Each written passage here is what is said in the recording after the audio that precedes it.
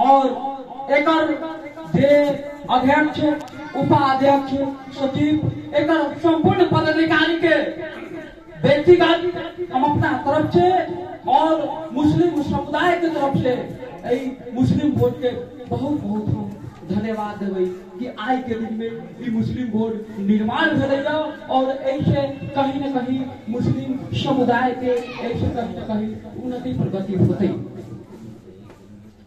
और हमरा तो बहुत दुख के साथ कहे के पड़ी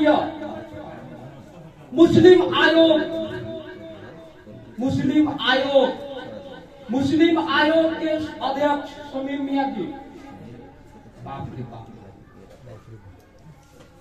मुस्लिम आयोग के अध्यक्ष शमीम मियां जी आदरणीय सर्वोपरि नेपाल सरकार के जे समिति में और नेपाल सरकार के सर्वोपरि में अपने मुल्क के और कथी संघ के और आयोग के अध्यक्ष छे, लेकिन खाली काठमांडू में बैठे के लागे अध्यक्ष छे रे। मदरसा विधेयक है, मदरसा विधेयक मध्य प्रदेश सरकार ने इस सत्ता साझेदार दल से विचेत कर रहा है। अहाँ एको दिना मध्य प्रदेश के माननीय सबसे कहलिए कि बैठक करू और अहाँ के सहकार्य करके चली छी। अहू के दायित्व होते है मध्य प्रदेश के मुख्यमंत्री से सहकार्य करेंगे, मध्य प्रदेश के मुस्लिम माननीय सदस्य के कहे के गैर कौम न डाल रहा है यहाँ जोड़े, तो कम से कम जो मुस्लिम आयोग के अध्यक्ष के नाता से मुस्लिम मध्य प्रदेश के प्रदेश शासक सबके कहे के चाहिए उ सब न हो पाए। बड़ा दुख के कहे के पड़ियो, बड़ा दुख के कहे के पड़ियो। हम सब शरणार्थी जीवन जीव रहा छी। हमरा सब के अस्तित्व मिट गेल है, ऊपरी केना होते। बार बार हम सब आवाज उठावे छी।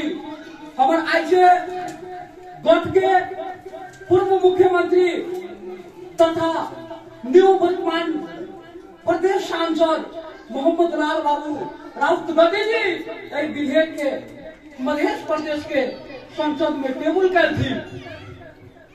टेबल करने के बाद ओकरा कुछ उनके विपक्षी सांसद सब कि अगर मदरसा विधेयक प्रदेश में स्थापित हो मदरसा विधेयक अगर पारित हो तो मुस्लिम सब उजाला हो जाए, मुस्लिम अगुआ सबके सैलरी मिले लागत तो हमरा सबके गुलामी नहीं करत। ऐसा प्रवृत्ति देखायलक, कोई के कारण हमरा सबके मुस्लिम मदरसा विधेयक पास नहीं भेल। के कारण हम संपूर्ण आदरणीय मुस्लिम अगुआ और मौलाना साहब सबसे अनुरोध करे चाहबे कि कंधा में कंधा मिला के मुस्लिम मदरसा विधेयक पास हो और मुस्लिम मदरसा विधेयक के निरंतरता पावे और मुस्लिम के हरेक दुख सुख में सब आदमी मिल के चलो और सब आदमी के सहकार्य करके चलो और सब आदमी ऐसे लाभान्वित हो। आने वाला पीढ़ी हमरा सबके खुशी रहे से कह हम अपन इहे समाप्त कर छी। अस्सलाम वालेकुम।